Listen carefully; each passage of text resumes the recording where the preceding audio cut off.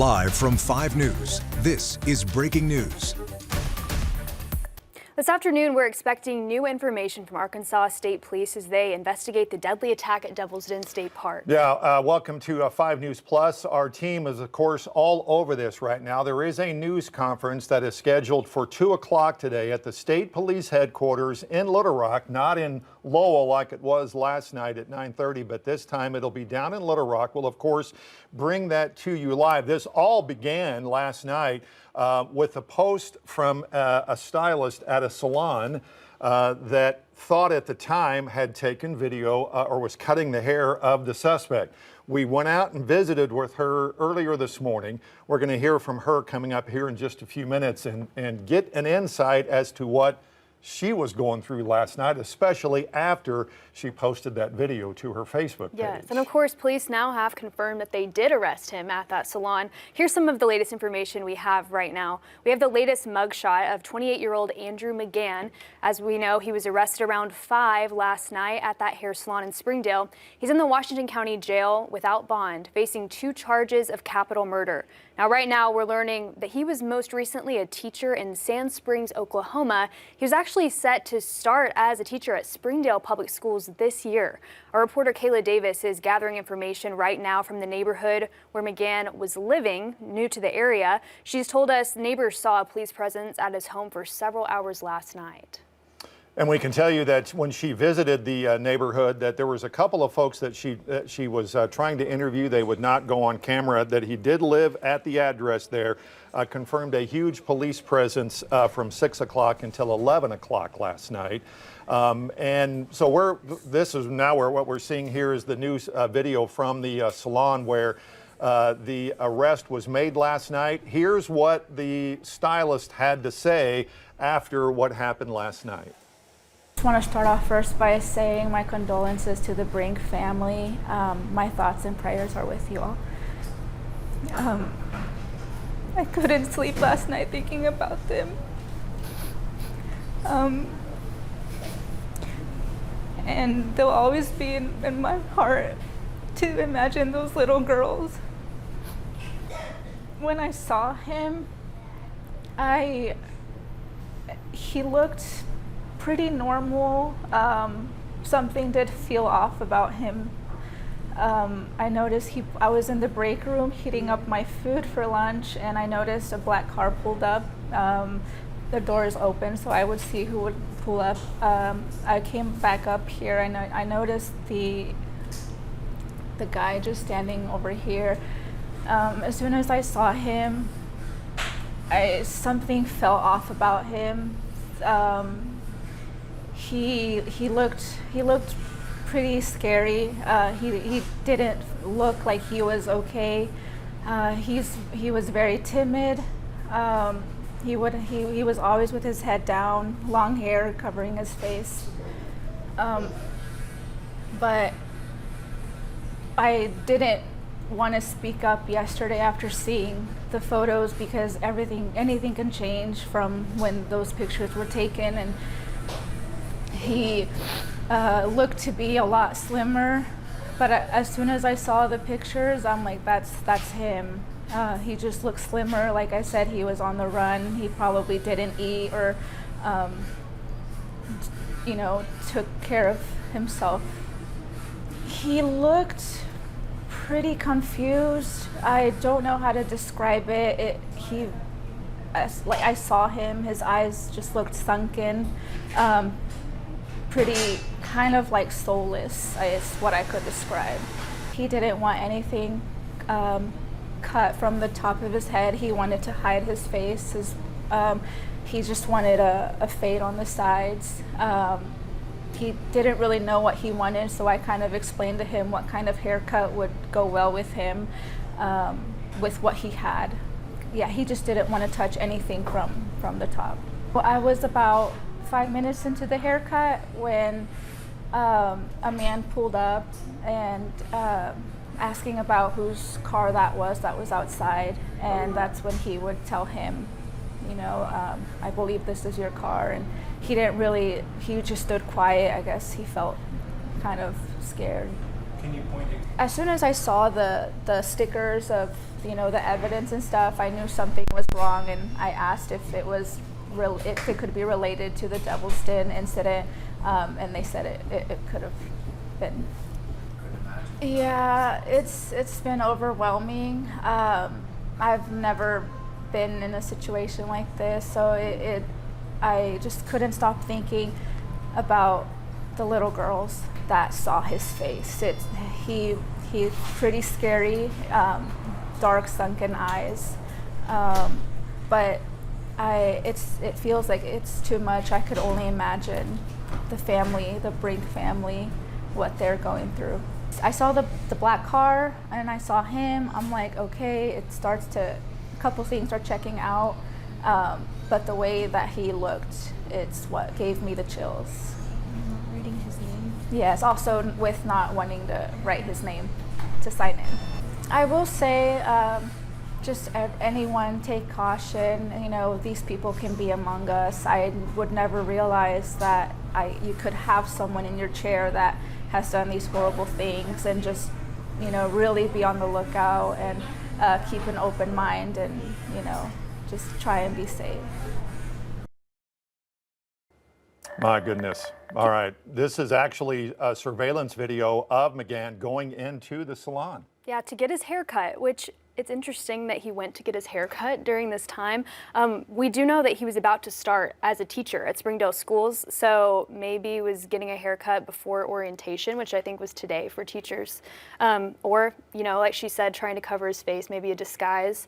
But this is, yeah, video of him inside the salon. What we don't have just yet, and we're working to get right now, is the arrest. Now, you heard the stylist say that he was there 5, maybe 6 or 7 minutes when someone pulled up and said, whose car is this? And we're waiting to get, right now we're working to get video of the actual arrest itself. And you can, or him in cuffs. Okay, well, we're trying to get the video of him being placed under arrest in handcuffs and then walked out of the building. My goodness, the reaction from her, I can't even imagine what she has been through the last 12 hours or so. I'm pretty sure she didn't wake up yesterday morning and whatever dreamed that she was going to be a part of this national story. Just a normal day of work for her turning into this. Also seeing that video of her in there by herself. And here's the video of him actually being arrested. And I'm assuming this is state police or Washington County Sheriff's deputies that have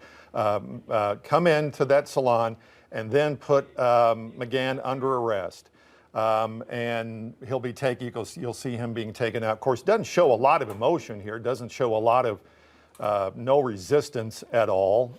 She said in her Facebook post too that, well, as she said in the interview as well, it was just a few minutes in, and when they came in, he seemed to know why they were there. He didn't resist or have any questions for them.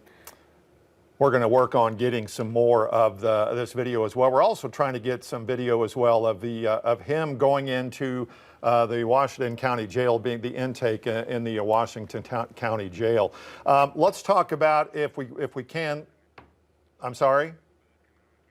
Oh, okay. And so Bo Russell's been doing this, since day one? Yeah, Saturday. That's and so seeing all this, and seeing it wrapping up at least to this point. Right. I mean, I think it's an emotional time, right? And law enforcement alluded to that last night. I think a lot of law enforcement took this personally. You know, people have talked about Devil's Den, and especially in the state of Arkansas, we take our park seriously. We're the natural state, right? And so they hit a place that was, a lot of people felt safe going on hikes. We've seen on Facebook and social media people saying, oh, I've been there all the time. I've never felt unsafe, And so, this has been called, we spoke with the West Fork police chief who said this was such a senseless crime, right? And I think that's what really hit home and had people, as the days went on, become more worried, right? I was worried, being out there, not knowing who was behind this and wondering why there was so little information coming out. Now we know law enforcement probably had more information than they were letting on, so that they could apprehend this guy without maybe scaring him off, And something we just saw in that video that, is really surprising is just how calm he looked, He did not look like a guy who expected he was going to get arrested there in that barbershop. So I think, right now it's kind of a 50-50. People are so happy that this guy's caught, but also to two little girls lost their parents, and it's a horrible situation. So, you know, there's still a lot of questions. What was the motive behind this? Why did he get out there? And so hopefully we're going to get some more of that information. Let's talk about that for a second. There is going to be a news conference at 2 o'clock today that, of course, will carry right here on 5 News Plus and also on Channel 5. I think we're all wanting to know a little bit more than what they released yesterday. And I get that there was limited information last night. They've had now 12 hours to process this. I'm hoping that we find out more. Yeah, absolutely. And especially as, you know, we're hearing he's worked at other schools in the past, and he was supposed to start working out of school today. I mean, thank goodness they caught him yesterday and he didn't get a chance to start work. But yeah, so I think we want to know, did people feel weird about this guy? Were there signs leading up to this? You know, what are kind of the protocols when hiring teachers? You know, these are all questions I think people are asking, and it's worrisome, you know, so that's where I think we're at. And we do know, I guess, that he had taught at least 2 schools. Sand Springs and Broken Arrow, and then Oklahoma, a school in Texas as well, and moved here from Oklahoma recently, to which the victims had also moved here recently. So the whole situation, there's just a lot of questions surrounding this. And you were at the press conference last night where they said they probably won't release a lot about the motive until they're still investigating that. So. That's right. Yeah, we're probably not going to hear a lot about the motive today. We might, you know, we don't know. But I think we can start putting some pieces together, right? You know, he's working out of school. In the first release that was sent to us from Arkansas State Police with a quote from the family, you know, they said that Clinton and Kristen were heroes who died protecting their 2 little girls, right? So I think we can start putting pieces together. But again, we're not going to have anything official that we can report on until law enforcement does provide that. I'm assuming that at 2 o'clock we're going to hear more about how the arrest came about. Exactly. If it was by chance that a law enforcement officer was just happened to be driving by that barber shop, or did they get a tip from somebody saying, hey, I think that car is around the corner down here, send somebody around and have a look. I'm hoping that part is revealed today, as well as to how this arrest actually came about. No, and that's a great point. And law enforcement said yesterday that, you know, tips from the public played such a huge role in this and how much information was brought. So I think, you know, law enforcement is very happy with their work. I think they're happy with the public work too. You know, I think sending in tips to law enforcement is so important, not as much posting it online, but sending it straight to them. And I think that really helped in leading to an arrest here. We did just receive something from Louisville, this is Texas, I believe. It was, North Texas, but it was just basically a press release from them to their students, teachers, community about, they say, the arrest of a former teacher who was at Donald Elementary during the 2022-23 school year, which we believe that this was kind of his first job after graduating from college, and then had the job in Oklahoma right before moving here. Obviously didn't stay at one place very long. Yes.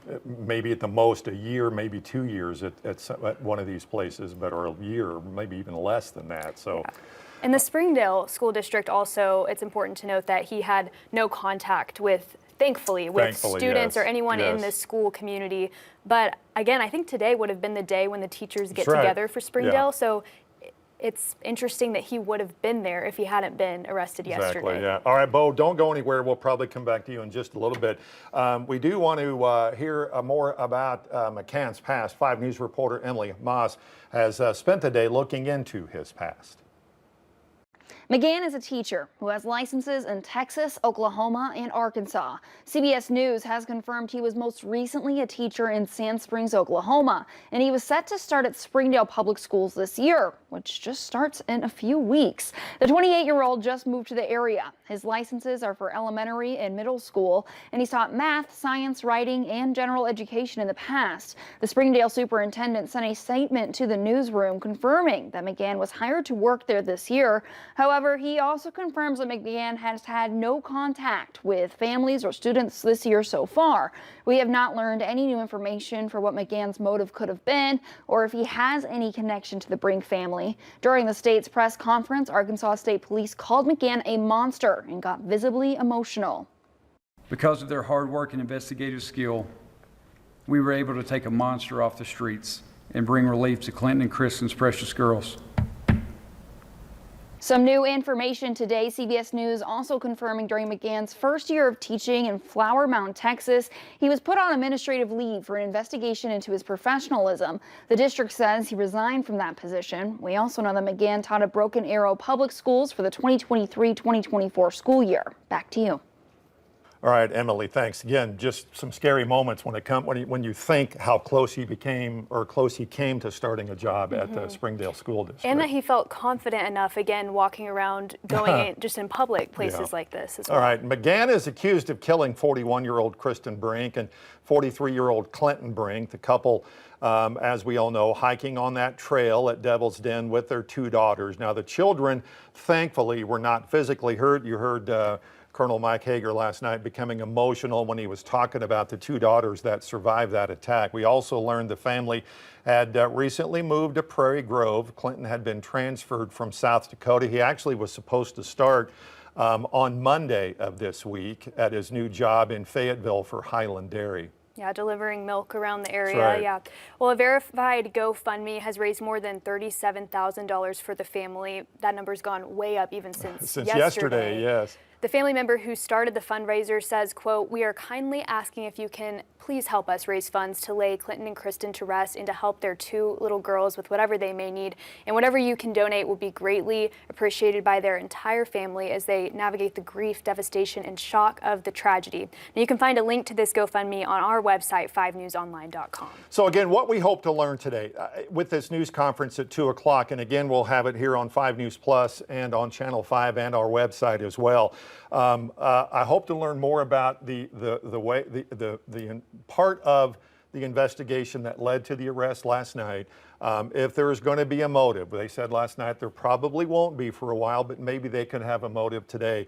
And was this a random attack? Right, and also the press release that we got said that the press conference is going to be about the arrest. So we don't know if that means literally about the arrest itself or if that just means more about this whole situation. Right. So we'll have to see but there's lots of questions still to be answered about all of this. Yeah, exactly. And we showed this to you a little bit ago, but there's video of actually McGann showing up at this barbershop yesterday afternoon, or not quite exactly sure what time. The arrest was made around 5 o'clock, so this could have been around 4:30 or so, walking into that salon. You see the stylist there you heard a minute ago, who she said, it struck me, she said she just had a weird feeling about when he walked in, wouldn't sign in his name when he registered to get his haircut, didn't want anything else. You see him pointing there, didn't want any other kind of haircut except for around the edges, and you can see him kind of talking about it there.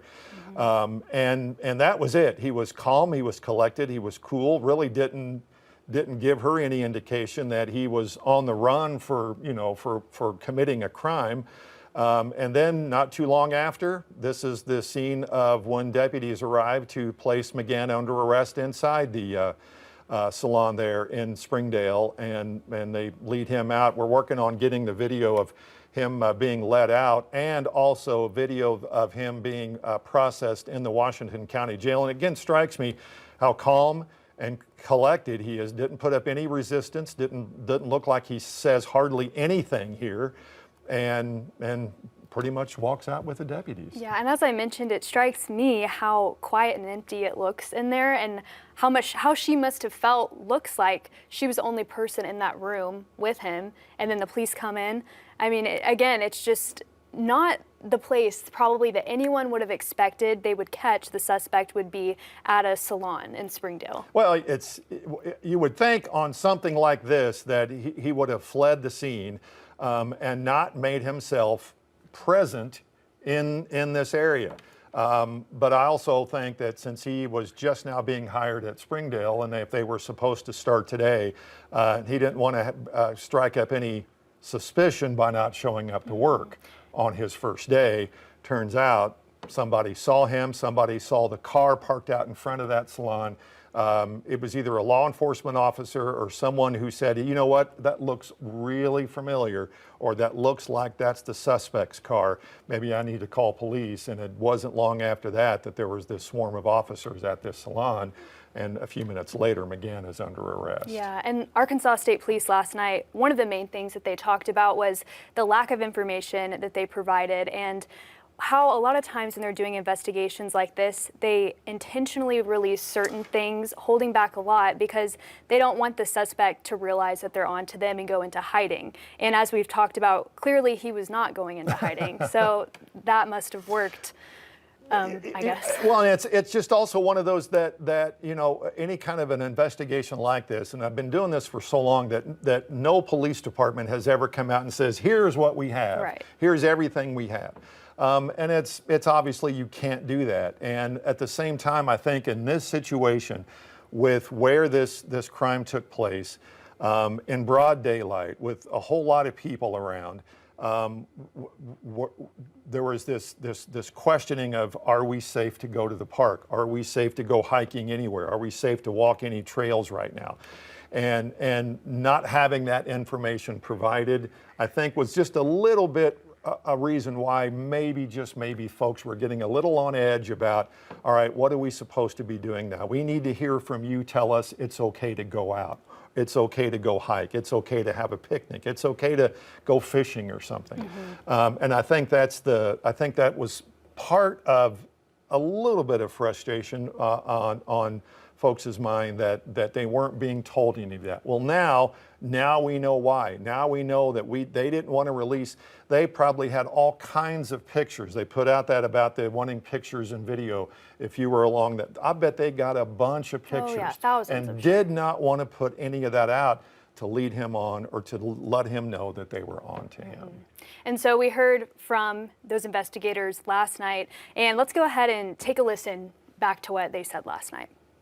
He just recently moved here and had gotten a job to work at a local school here. Do you know where he moved from? I believe it was Oklahoma. The community deserves to know what happened and what led to that arrest, and we'll be happy to share that when the time is right. What you're looking at now is the state police headquarters. This is in Little Rock. We have our station in Little Rock that is providing this feed to us. We expect we're hoping in about 5 or 6 minutes. Well, this might be a mic check.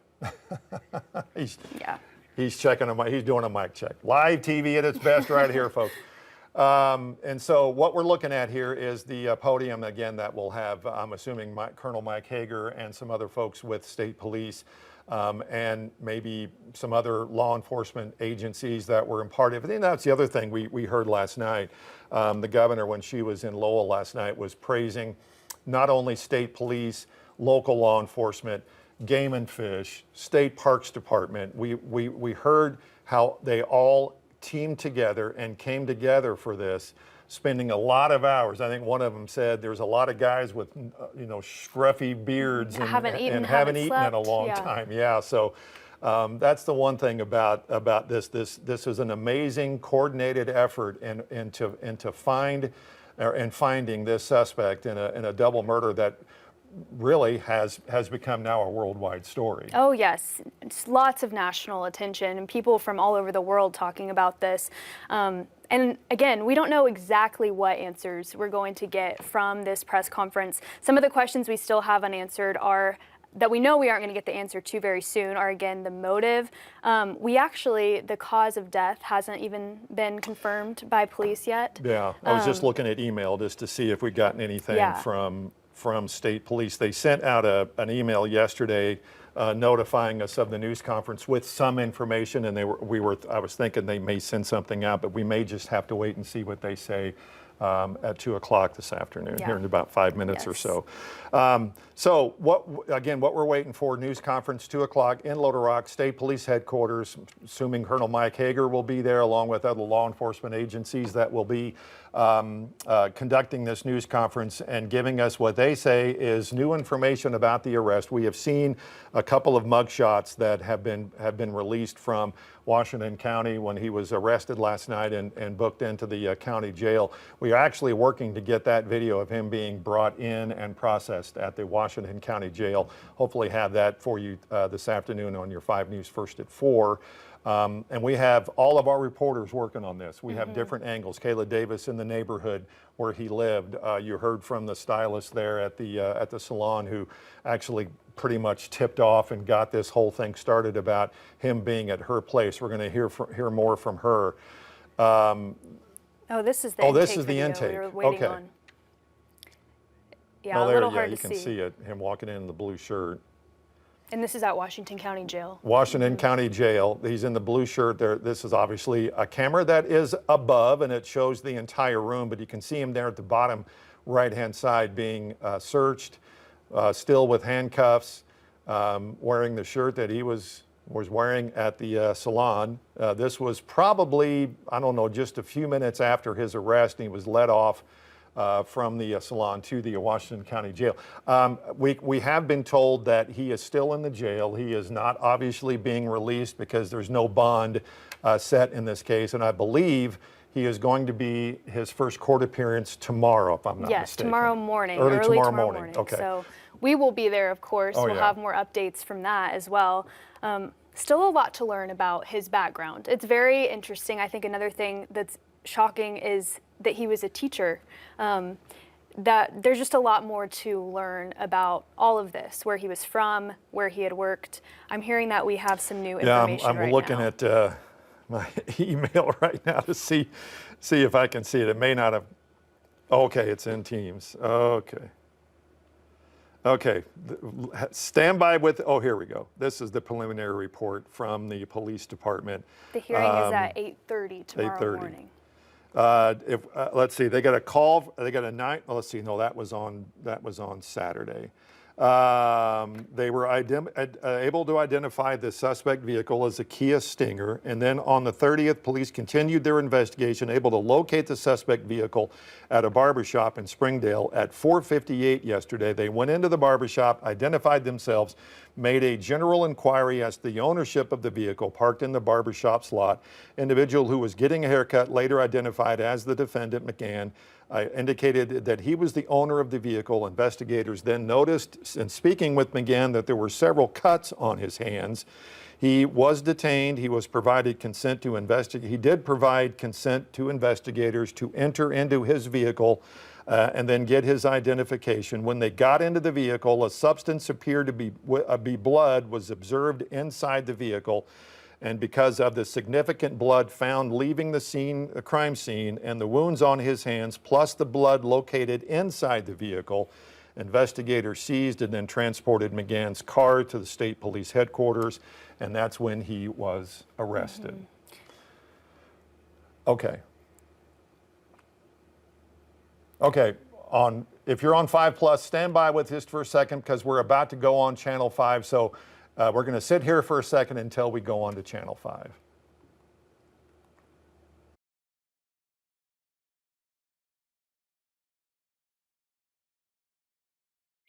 Live from 5 News, this is Breaking News. Well, thank you for joining us here on 5 News. We're about to go into a press conference in Little Rock regarding that double homicide at Devil's Den and the arrest that police have made. Yeah, Andrew James McGann was arrested yesterday at 5 o'clock at a salon in Springdale. What you're looking at is the state police headquarters in Little Rock this time. They were in Lowell yesterday at State Police Troop L headquarters. Now they're at the main headquarters in Little Rock. We are told we're going to hear more about the arrest, what led up to the arrest yesterday of Andrew James McGann. Of course, he has now been charged with 2 counts of capital murder in the attack that took place on Saturday at Devil's Den State Park. And I'm assuming we're going to hear from Colonel Mike Hager and other law enforcement agencies that were involved in not only in the investigation, but in the arrest that was made last night in Springdale. Yes, and we did just get a new preliminary report to our newsroom that we were just looking at. And you were telling us a little bit about what it says. Well, other than what we knew about the situation, this is the actual video of him being arrested, by the way, in that salon there in Springdale last night around 5 o'clock or so. The report says that in the days following the homicides, police able to identify the suspect vehicle as a black Kia Stinger. Yesterday, police continued the investigation, able to locate that suspect vehicle at a barber shop in Springdale, which is what you're looking at here, around 5 o'clock last night. Investigators went into the barber shop. They identified themselves as police. They made a general inquiry to those inside the building as to the ownership of the vehicle parked at the barbershop lot. Now, an individual who was getting a haircut, later identified as McGann, as you can see here, indicated that he was the owner of that vehicle. Investigators noticed in speaking with McGann that there were cuts on his hand. McGann was then detained. He then provided consent to investigators to get into his vehicle and obtain his identification. When investigators got into the car, a substance appearing to be blood was observed inside the vehicle. We'll talk more about this in just a second. Let's listen into the news conference. Good afternoon. I'm Colonel Mike Hager, Director of the Arkansas State Police and Secretary of the Department of Public Safety. Appreciate you guys coming out this afternoon. We're going to just kind of go through some bullet point information, and I'm sure it's going to spawn a lot of questions. We're going to try to answer as many of those questions as we can. Want to introduce our partners. Well, actually, I'm going to let them introduce themselves, but we do have our two deputy directors, Lieutenant Colonel Mike Kennedy and Lieutenant Colonel Jason Aaron, that are with us, and I believe the rest of the people behind me will speak, and I'll let them introduce themselves. I want to start by thanking our investigators. It's hard to express the amount of time and effort and energy that goes into an investigation like this. You could see it on their face when we walked into headquarters last night and had the opportunity to see them, talk to them, thank them in person at the culmination of this. They're absolutely exhausted. They put every bit of their heart and soul into this investigation to get this suspect brought into custody and taken off the streets, and I cannot thank them enough for that. Also want to thank our law enforcement partners. We are truly blessed in Arkansas. It's not always common, and that's unfortunate, but we have a relationship with our state, local, and federal counterparts that's second to none. There was an incredible amount of cooperation and collaboration that went into this investigation. No part is less than any other's part. There's a total package that has to be looked at, has to be investigated, and these groups work together in a very impressive way, and we can't thank them enough. Not just on this case, but in every case that we work within state police. To have that partnership with them is really valuable. I want to thank the public for providing images and videos from cell phones, home, and business security footage that directly advanced this investigation. We'll talk a little bit more about how that played out, but the information that was put out and the request for information back from the public directly resulted in this person being brought into custody. It allowed our investigators a starting point to move forward and to use their skills that they've developed over the years and their experience to bring this person into custody. We had about 500 tips that came in through our phone lines, social media. Not only were there a lot of tips that came in, and we're very thankful for that, but there's a lot of people that have to field those tips. And it's not all badge-wearing, gun-toting members of the state police or Department of Public Safety. We had a lot of civilian personnel that were tasked with that. There was a lot of time and energy spent on triaging those tips and making sure they went to the right people. And so we owe a great gratitude for that support staff that helped with this as well.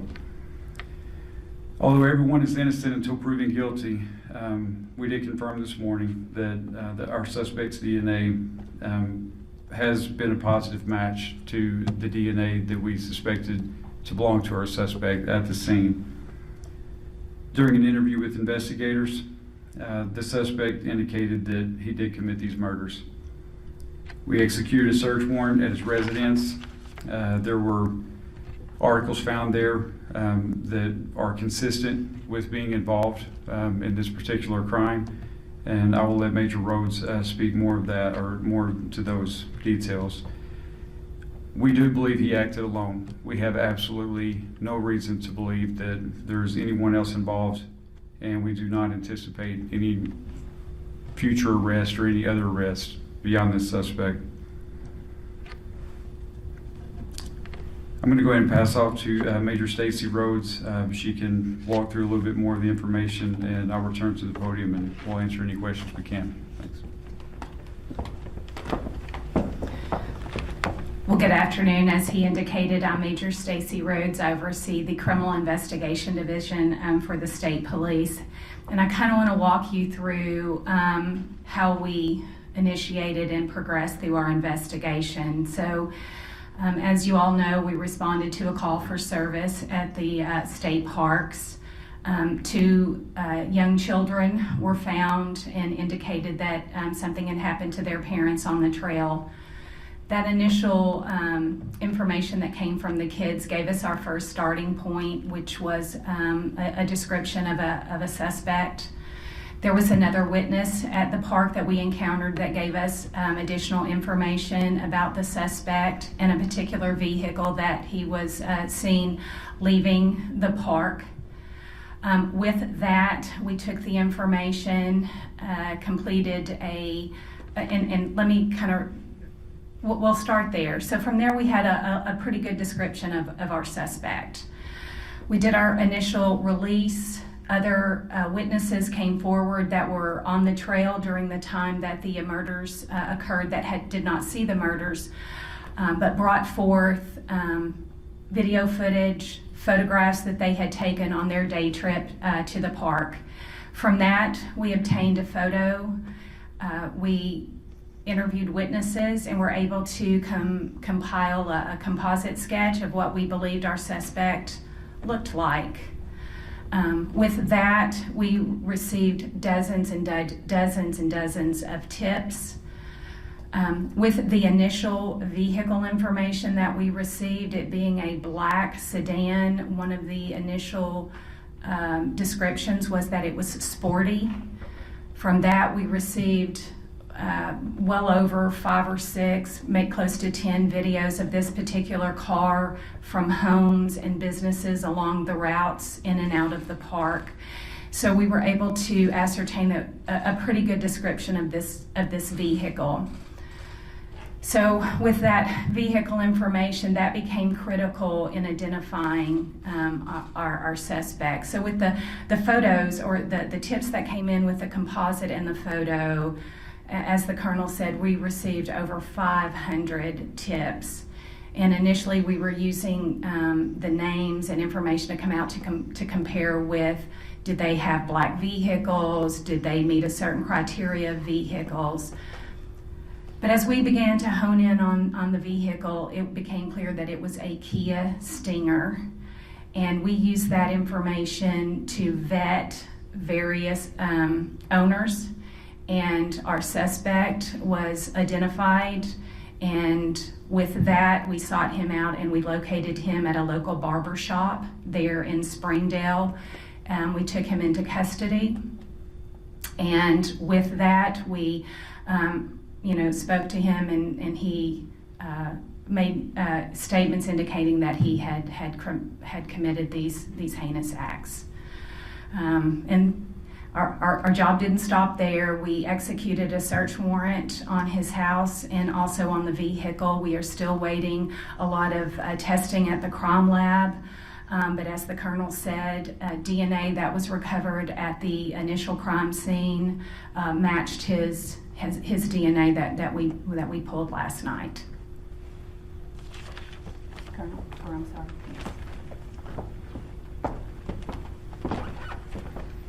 Good afternoon. My name is Brandon Carter. I'm the prosecuting attorney for Washington County, Arkansas.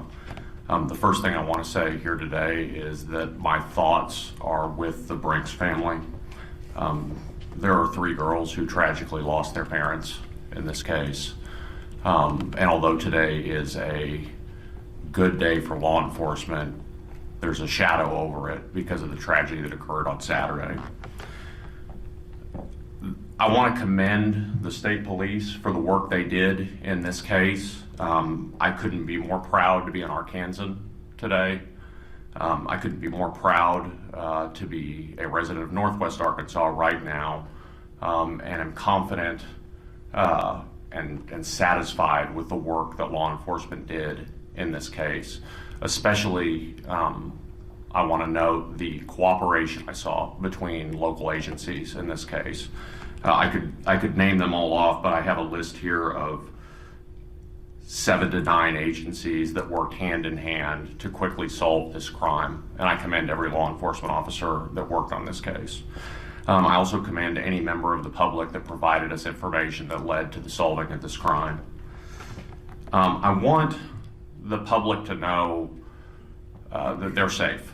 The defendant in this case is innocent until he's proven guilty, but I'm confident that we have the right defendant in this case and that the public need not worry going forward. Someday they're going to open Devil's Den State Park, and I'll be on the trail myself when that happens. The defendant will be spending time in Washington County Circuit Court over the course of the coming days. It is my intention to use the full weight of my office to bring this defendant to justice for the Brinks family.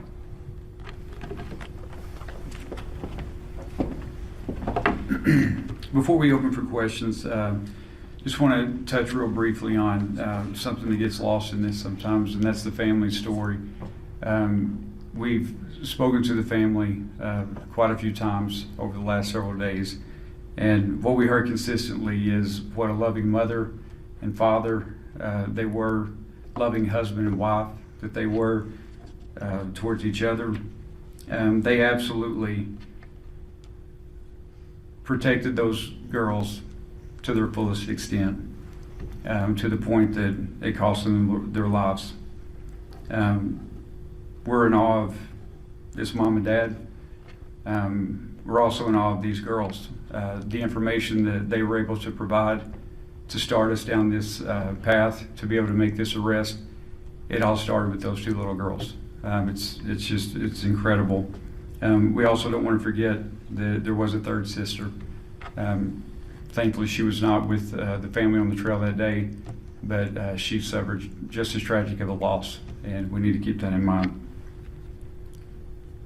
Because of that, I would plead with you and the public to please be sensitive to the fact that there's a family that's grieving. It's hard to express, because I can't understand it, what they're going through. Misinformation hurts. Speculation hurts. When they read things, when we talked to them earlier today, they expressed that to us, that they're reading things in social media, they're reading things that are just simply not true. People are speculating, they're talking about things that are not factual, and it hurts. There's no place for that. Along those lines, we have to be very careful in an investigation to be calculated in the amount of information that we put out and when we put that out. I can tell you that this investigative team had one mission and one mission only, and that was to put hands on this suspect and to get him off the streets. And on a daily basis, we got together and we talked about what we felt like that we could put out to the public and what was going to be advantageous for us in the investigation and what could potentially be detrimental.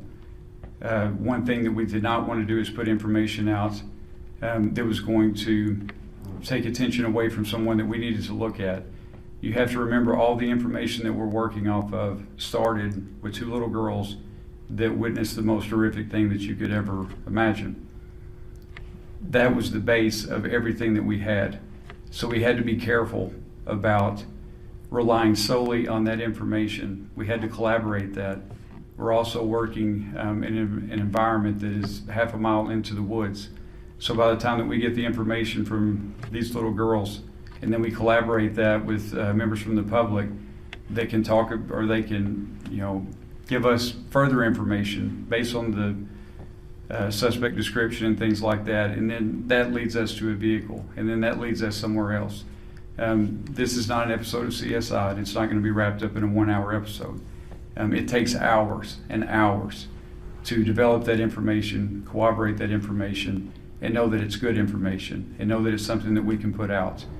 The last thing that we want to be responsible for is putting information out that's going to hinder the investigation or hinder someone's their likelihood of calling us and putting us onto a suspect that we need to be looking at, because it didn't meet all the markers that we thought it should meet.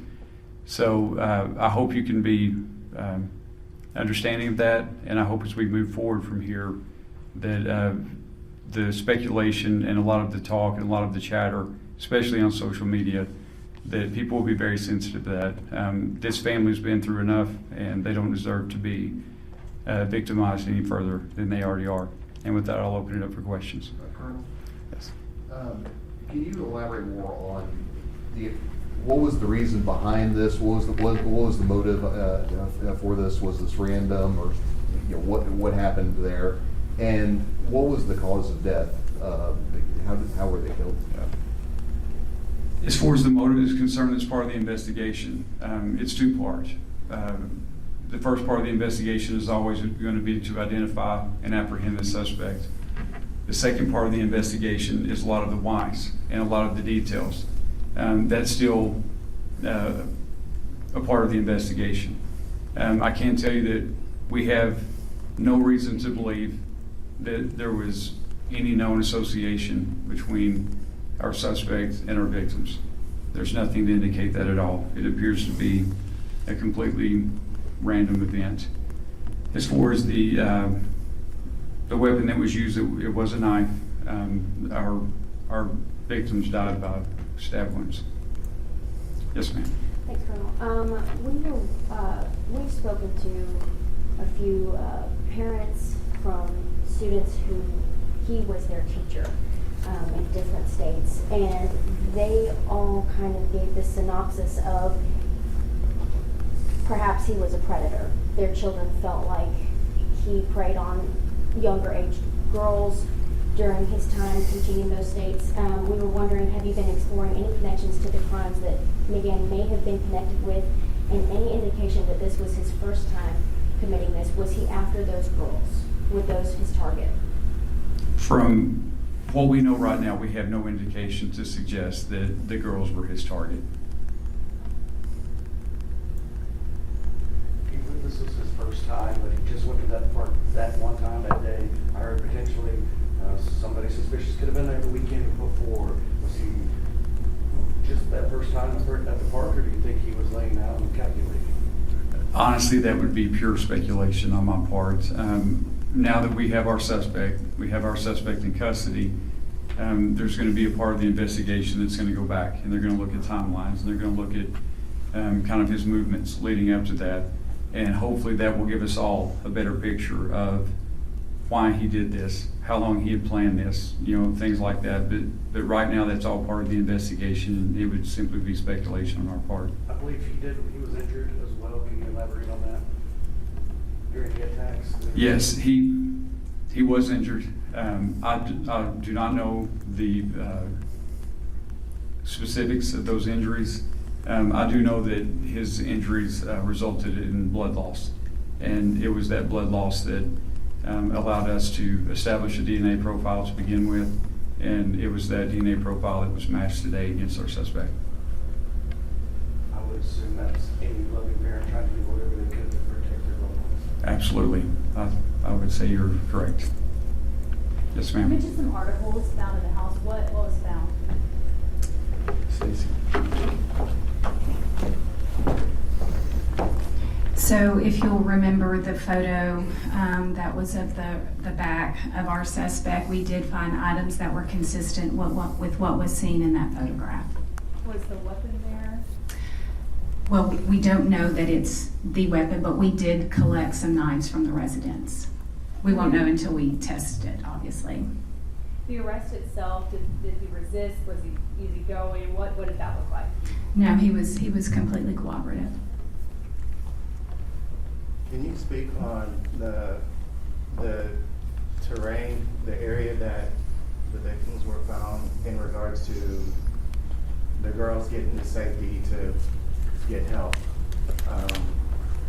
What kind of time frame that would look like for two girls? Was it a rough terrain? Was it something that another person found them within an hour? Or can you speak on that? So I don't know that we can speak on to the time frame, but the terrain was what you would see in a typical park. I don't know that it was particularly rugged, but it had some inclines. It was fairly maintained, but it was, our estimation was about a half a mile into the park. So you can imagine how long that would take to get out. One more question. We had heard reports. Can you confirm that the father was stabbed first, the mother took the kids back into the car for safety, went back to help her husband, and then she died too? So the information that we have is that the husband was attacked first. The mother did not return all the way to the car with the kids. We believe that the mother took them to safety and then returned to help her husband. I know you all said that the suspect, I believe, indicated that he had committed these acts. Any more specifics on what he may have said since his arrest? We're not going to comment on that at this point. It wouldn't be fair to the continuing investigation. And then I assume this would be for maybe more the prosecuting attorney, but do you know yet if you'll pursue the death penalty in this case or what kind of consequences you might seek? This case certainly has the aggravators that exist where a jury should get to decide what the punishment for this defendant is. It is my intention to pose that to a jury. So the state will not be waiving the death penalty in this case. The family member said that they want you to seek the death penalty? I'm not going to comment on that. Did he indicate he plans to plead guilty to this? Defendant's innocent until proven guilty at arraignment. I anticipate he will plead not guilty, as is custom. I don't know that there's a defense attorney in the United States of America that would allow a defendant to appear at their first appearance and plead guilty. So it is much, much too early to visit about that. Has he indicated he's going to seek a public defender, as a private attorney or anything like that? I'm not aware that a private attorney has been retained yet. If he can't afford a private attorney, I anticipate our local public defender's office will be appointed. I know that y'all spoke that Devil's Den will be closed for the time being, but what about other state parks and the concerns of family and tourists? Yeah, as far as the question of the state parks being open, I would ask that you send that to Secretary Shea Lewis and his team. I'm not sure, honestly. I don't know what the decision is on that at this point. As far as the safety of our public visiting those state parks, I would say it's absolute as it can be. I mean, it's not like we have a pattern of people being assaulted or attacked in our state parks. You're probably much more likely to be assaulted getting gas at a convenience store on the way home if you look at statistics. So to echo the prosecutor's comments, I would not hesitate to go to a state park today. I know you're still looking into it, Stacy, but have you found any more information about background? Where last time you recently moved to the Springdale area, do you have more information you can share? And just before we let Springdale School District, what else can you tell us? So, I don't have a whole lot. Some of that we will look into. I can just tell you that we found that he lived in Texas and also Oklahoma and had recently moved here and had taken employment as a teacher. It doesn't sound like he was ever an actual teacher in Arkansas, but that he was a teacher in other locations. Right now we're completely focused on our case here, and we haven't explored any of that background investigation. I fully expect that other jurisdictions will probably reach out to us to see if they have any, if there are cases throughout the U.S. that may be connected to him. I fully expect that. But as of right now, he's the only suspect. He's not a suspect in any other incidents here in our area. That's correct. Not that we've been made aware of, that's for sure. Recently, you moved here a few weeks ago, a few months? I believe it's been a few months. Yes, sir. Major, can you clarify? You say you made statements indicating that he had killed them. Did he flat out confess, or what exactly did he say? So I was not actually in the room when he was confessing, so I'm not going to speak to, I certainly don't want to get that wrong, but just know that he did indicate that he had committed the murders. Would you I guess, would you call it a confession, or you don't know for sure? I would call it an admission. Does the suspect have any sort of criminal history that you all know of? No, he did not. Not any adult criminal history that we've been able to find, for sure. Did he indicate why Springdale's not that far from the state park, any indication why he, for 5 days, stayed so close to the scene, or was he planning on fleeing the area or the state at some point? There was no indication that he was going to flee the area. He actually had a residence in Springdale, so that's why he was in the area. But he gave it doesn't sound like he was making any attempts to conceal. He didn't conceal his car or any of those things. Yes, ma'am? Any history of mental illness? Not that we know. We're still exploring. We just took him into custody last night, so we're still, vetting a lot of the information that we don't know about him to this point. How did police pinpoint him at the barber shop? Good old-fashioned police work. Was there any technology used or that aided in the investigation? Absolutely. Can you elaborate on that? Like, were there any license plate readers or anything that gave a tip to where he was at that point in time? Or? I'll just say this, that there's rarely a case that we work that doesn't include those types of things, so we used everything. When I say that it was all hands on deck and there was no stone left unturned, it involved all of those technological aspects. With the high volume of tips that came in, can you elaborate on how you sort of knew which ones to look into? So we had a really good filtering system, and we are aware initially there were some issues with tips and the phone system that we had in place at that time.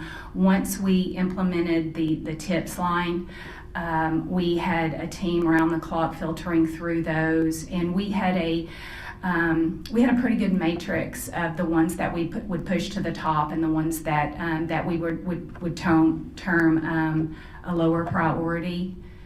So it's, but most of, if we got indication that it involved video, photographs, a first-hand account at the park, those were our priorities.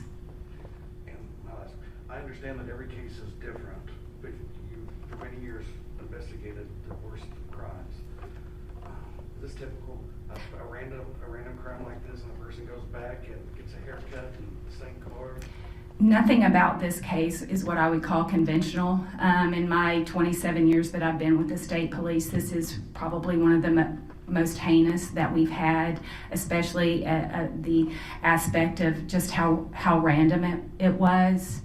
It's when we were talking last night in the command center that it was every agent's worst nightmare, because in a typical investigation we use what we call victimology, and you can usually kind of pinpoint something that a victim has done or the circumstances they're in, whether it's a domestic violence or just drug related. You can typically narrow down your suspect pool. We had no way to do that in this case, so it made it particularly difficult, and what makes the work by our agents so extraordinary. Yes, ma'am. Was the suspect trying to change his identity at all? We don't have any indication that he was doing that. He was obviously getting a haircut, but you could chalk that up to school starts next week. So, but he didn't indicate he was trying to alter that I'm aware of, that he was trying to alter his identity. And you all mentioned that he was cooperative when you got to the barber shop. Any other initial reaction from him when you all showed up? Anything you could tell us?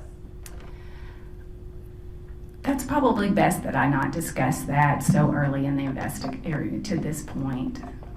Can you speak on the role of social media in helping bring about the arrest of the suspect? I will say that social media did nothing to help our investigation. I would say that it absolutely hindered our investigation.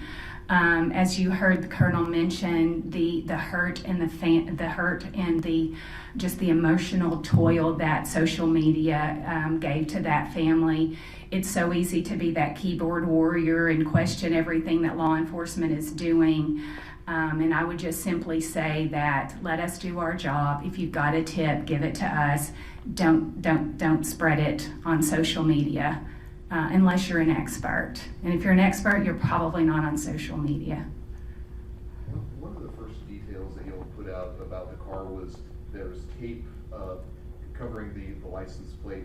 Was that the case with his vehicle, and any reason why? Was he trying intentionally to cover up the license plate? Yes, he did use tape to conceal some of the things that would help identify his vehicle. Yes, ma'am. Does that lead you to believe at all that he's done this before? There are indications. I mean, everyone speculates that he took there was a lot of thought that went into this to conceal his identity. I will say that, but on the other side of that, he was also very sloppy. So whether he committed something else, we don't know, but we are certainly going to explore that. How long between when you determined that he was the suspect that you were looking for and when you made the arrest? How long did that take? Within the hour. How long between when he began questioning until he confessed? I don't know that, I'm sorry. I think we're just going to take a couple more questions. Anyone else? Can you speak on which agencies and how many officers that were involved? Oh, so in any agency that I missed, the Colonel may have included this. I can tell you that the FBI was instrumental, the Washington County Sheriff's Office, the Fayetteville Police Department, just about every agency up there, the Benton County Sheriff's Office with their flock cameras, the Park Service, the Game and Fish. Who am I leaving out? Springdale, absolutely instrumental. They had a detective embedded with us from the very beginning, and anybody else? And just dozens of detectives that were all hands on deck, working round the clock to make sure that we made an arrest. The community deserved that, and that's what we gave them. And moving forward, the different agencies in supporting these kids, loss of both of their parents, if there's anything that you want to touch on with that. I'm sorry, I don't understand the question. I said moving forward and supporting the kids after the loss of their parents, if there's anything that you want to say on that with the different agencies that were involved. Colonel, you probably better answer that question. I'm not sure if I understood the question exactly, but I can tell you that Governor Sanders has been in contact with the family multiple times. She's expressed the absolute heartbreak of the state, the support and the prayers that that family will receive, not only from her and her family, but from the state of Arkansas. In addition to that, she's made available any resource that family needs during this recovery process from state agencies, whether that be law enforcement or other type of support agencies. I can also tell you from someone myself that has spoken with the family multiple times, they're an incredibly strong family, and they have a very, very strong family support in place. I have no doubt that those three girls are going to be well taken care of, and they're going to get everything they need from that family. And they also know that if they have a need that we can assist with, we being the state of Arkansas, any type of state public entity, then we will absolutely do that. Lastly, I know while the investigation is ongoing, you're conducting an internal review. We'll see could things be done better when it comes to call transfers and information being released. Am I correct? Can you talk to me about that? Yes, we will always, after any significant incident, we'll debrief it, and we'll look at what we did right, what we did wrong, what we could do better. I can tell you from our vantage point right now, it's hard for me to be critical of anything that our investigators did. You know this. I know these guys. I know our capabilities. But you forget, honestly, until you see it play out, you see the level of expertise and skill. Cannot say enough about our investigators, and not only the skill set that they use to bring this suspect to justice, but just they put everything into it, their heart and soul. I mean, it was an impressive thing to watch, and so of what we could do better, I'm sure there'll be things. Y'all have heard me say it before. Our agency is comprised of human beings, and we're always going to make mistakes, and there's going to be things that we can fine tune. But from my vantage point right now, I have nothing but gratitude and respect for our investigators and the way this was handled. Colonel, one more question. Can you confirm when you spoke to him after the arrest that this was not, he didn't know them, he didn't know the family at all, this was just a pure accidental coincidence that he targeted them? I can confirm that, and again, as Major Rhodes said, I was not present for the interview, and I've not listened to the interview yet. But I can confirm that we have absolutely no indication, no reason whatsoever to believe that there was any connection at all between our suspect and our victims. I've got one more. Can you elaborate on the role that the FBI and federal law enforcement held in the investigation? Yeah, so the first thing I can tell you is how blessed we are with their partnership. The prosecutor and the major both mentioned all the agencies that were involved. What's always nice about that is they don't wait on us to call them. As soon as this was known, as soon as it was made public, honestly, I don't know how they found out as quick as they did. My phone started ringing off the wall from our special agent in charge of FBI in Little Rock, from the sheriffs in the northwest part of Arkansas, the police chiefs in that area, HSI, you name it, just about every agency that you can think of immediately reached out to us for any support that we needed. I cannot specifically tell you what roles they played, but I can tell you that they played significant roles. There was, as the Major alluded to, there's part of the investigation that is looking at this from the standpoint that it's completely random. There's another part of the investigation that has to close the loophole of is there a connection at all between our suspects and our victims. And unfortunately in this case, our victims had recently moved here. Their origins are from California. They, I believe, lived in North Dakota most recently. So there's a lot of geographical space and a lot of people that had to be talked to. And we leaned heavily on not only our state and local partners, but other state and local, and absolutely our federal partners. I'm just curious about the communication challenges out there. I know you can't get cell service when we go out there. Right. I mean, how much did that affect the response, and how did that affect the investigation? Yes. The answer to that question is yes. It was very challenging. The fact that we did not have cell service and our investigators didn't have cell service, that other campers on the trail didn't.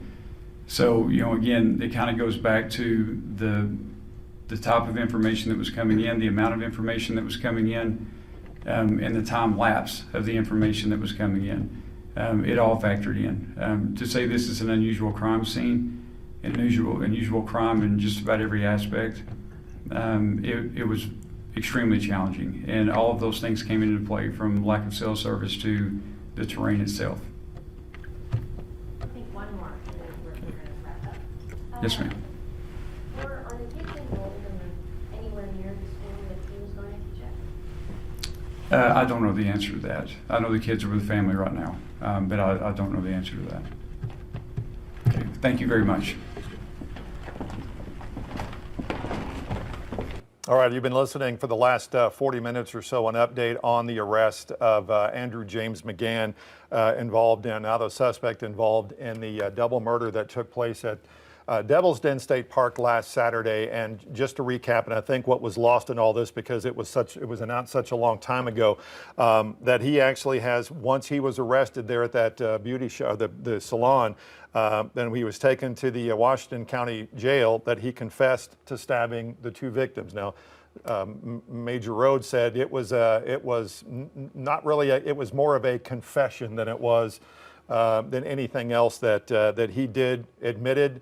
It was an admission that he did actually commit these two murders that took place on Saturday. And obviously, they spent a long time at this press conference. We got a lot more answers, and we got a preliminary report, which is kind of what all this information hinged on, that report. So I'll just recap what we know from that really quickly that we didn't know before. One of the things was that a hiker found the 2 girls. They had hiked to find their parents. They also said in the press conference that the mother there's a rumor going around the mother went to the car with the girls, but they said she didn't make it to the car, but she did. The father was attacked first. The mother brought the girls to safety and then went back to help, and then she was attacked. They confirmed at the press conference. And then also a witness told police they saw this man with what appeared to be blood on his face. For days before leading up to the arrest, we knew that they had said the suspect was probably injured in the attack. So that led us to think there was probably blood at the scene. And today we have confirmed that they were, and then the DNA there was a match with him. That was when they actually had gotten a search warrant to go search his house there in Springdale after the arrest was made. They found DNA there. They found DNA on him that matched the crime scene itself there at Devil's Den. They found other articles at his home that were consistent with this case, and they answered it 2 or 3 times, but that he did act alone. This was a random situation, and that no more arrests are going to be made in this. Now, the parents, the parents did all they could to protect their daughters. That was the one thing I think that was stressed throughout a number of times in this news conference, that, like you just mentioned, the dad was stabbed first or attacked first. The mom took the kids, tried to get them back to the car, got him halfway there. She went back, and then she was attacked and died there at the scene.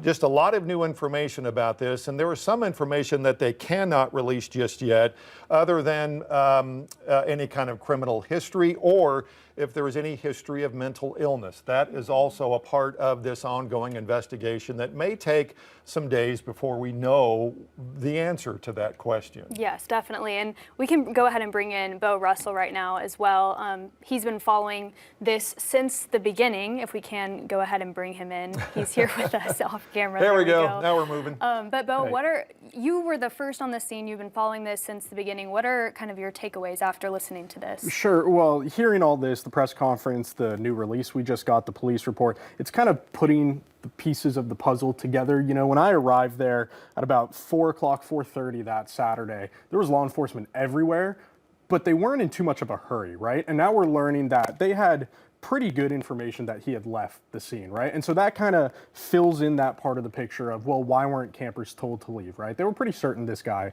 had left the area and didn't plan on coming back, right? And there were law enforcement officers at both ends of the park, so if he had come back, that would have been really stupid, you know? So they were sure that that wasn't gonna happen, and so that fills in that part of it. Something that I think also has been filled in is, you know, with the lack of information to the public, we've been wondering either, you know, they have no idea where he is, or they're so locked in on him that they don't want to release anything and spook him. I think now we know they were kind of somewhere in the middle, right? They had all this information from viewers, from the public that had been sent in, and when they arrived at the barbershop, it sounded like from the press conference, that was just one of many tips they were following up on, and I think he was pretty stunned when he was caught. You know, we've seen that footage now from the barbershop. He did not seem like he was expecting to be arrested right then. So yeah, you know, just little pieces coming together. It's a lot of what we thought it was going to be, and it's, you know, it's nice to know that he's behind bars. He, you know, they wouldn't use the word confession, but admission. Admission, yeah. Right. So we have a pretty good idea. One last thing I want to mention is, you know, he's been charged with 2 counts of capital murder in the state of Arkansas that is punishable by the death penalty, and the prosecutor made it clear that he's going to seek that sentence in this case. What he say? He is not going to waive the death penalty as an option for the jury. You heard us mention a moment ago the DNA that was found on McGann and that it matched the DNA at the scene. Colonel Mike Hager actually talked about that. We did confirm this morning that our suspect's DNA has been a positive match to the DNA that we suspected to belong to our suspect at the scene. During an interview with investigators, the suspect indicated that he did commit these murders.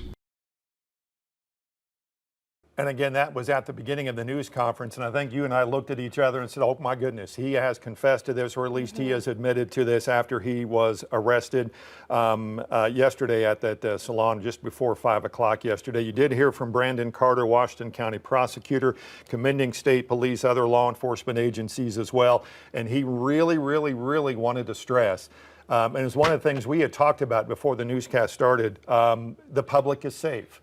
And as best as, or as safe as these state parks and trails can be, they are safe. And I think that's the most important thing as we move ahead with this case. Yes, definitely. And I think now we are going to return to our regular programming. There's obviously much more that we'll go over from what we've learned today. You can follow this on 5 News Plus.